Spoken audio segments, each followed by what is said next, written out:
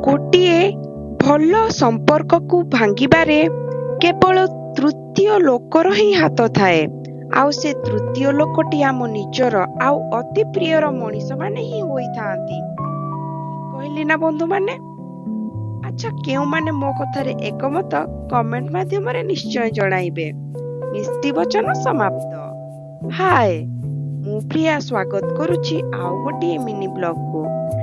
ସକାଳୁ ଆଜି snowy weather, ସବୁ ସ୍କୁଲ ବନ୍ଦ ହୋଇଯାଇଛି ଆଉ ଘରେ ଚାଲିଛି ଦିନଯାକ ରୋଳା।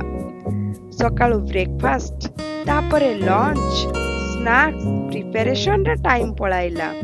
ଛୁଆଙ୍କୁ ଖୁଆଇବା ପିଆଇବା ପରେ ସବୁ କାମ ସରିବା ପରେ ଆଜି ମୁଭି ଦେଖିବା ପାଇଁ ଟିକେ ଟାଇମ ମିଳିଯାଇଥିଲା। Thank you. Stay tuned. Bye bye.